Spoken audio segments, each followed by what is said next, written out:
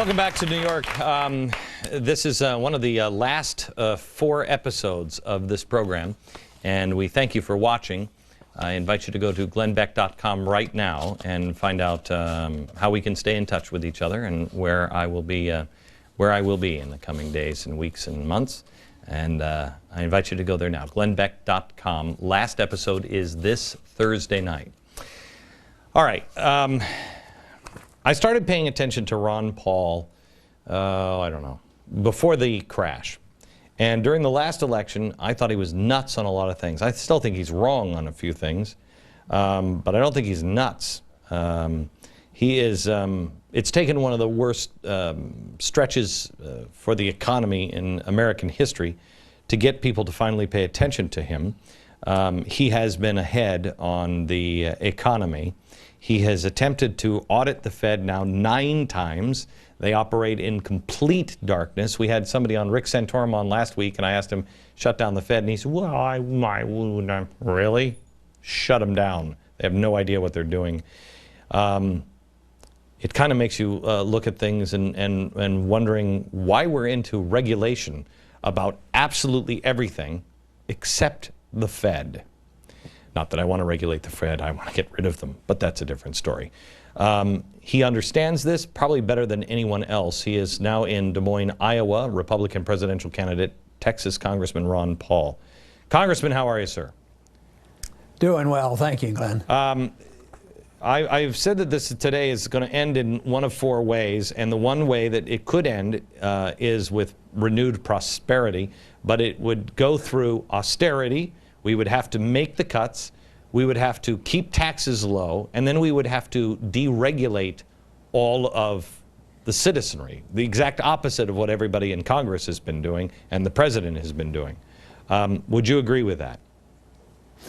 Yeah, I would add one thing, though. In order to get to that point where you start doing the right things, you have to get rid of the mistakes, which is called getting rid of the malinvestment and the debt. An economy doesn't grow when it's overly burdened by debt and the mistakes made previously due to the business cycle. So you have to liquidate that. Then you go to this of having sound money, limited taxes, limited regulations, and we could get back to growth again. The problem is nobody wants to allow the correction to come, and we're prolonging the agony. We're piling on the economy, and that's why we're 3 to 4 years into it already, and there's no signs of strong recovery. So until we do that, you can expect the economy to get much worse. Do you see any sense in Washington of people cutting the debt? I mean, I know Jim DeMint has come out and said, cut it. He wants don't put the debt, don't raise the debt ceiling. I know you're against raising the debt ceiling. Don't raise the debt ceiling. Let's get serious about debt. With an exception of a few people, do you think anybody's going to do that in Washington? No, they'll raise the debt limit, whether it's temporary or long-term, but I don't think they're going to go past August and not raise the debt limit. So I think that's going to happen, which will just encourage the spending again. So, but they can't come together on how they want to cut spending, because one group thinks that you can't possibly cut a penny from overseas spending, and the other one says you can't cut a penny out of entitlement system. And I just happen to believe you should be able to cut both, and I don't think for a minute it would hurt our national defense. I think, our defense is not strong because we're spread too thin around the world.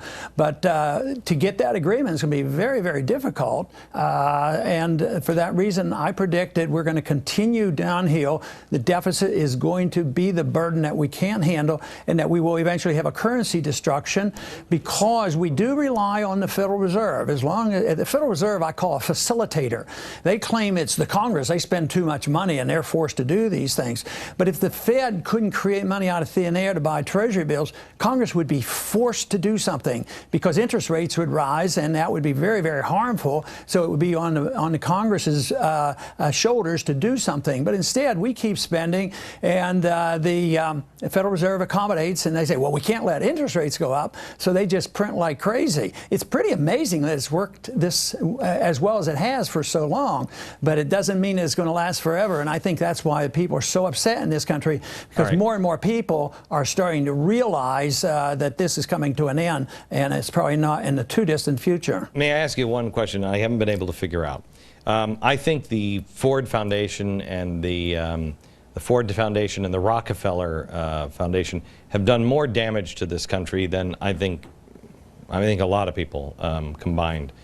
The money that they had at the time that they just poured into all of these things came from a system of no income tax where the rich were getting richer. Vanderbilt was the same way. They did a lot of great things, and there were people like Carnegie who was absolutely fantastic. Without a virtuous and moral people, which our founders said we had to be or the system wouldn't work, without a virtuous and moral people and no regulation, is there any way to stop capitalism from just being god-awful ugly?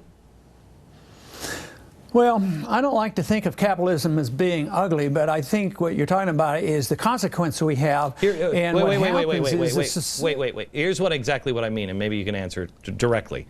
What I mean is what de Tocqueville talked about, that there would be people that would become so rich that they would kick the doors closed for others. Soros is doing it now. He's kicking the door closed for other people. When these people like Rockefeller got so wealthy, that's what they did. Is there any regulation on that?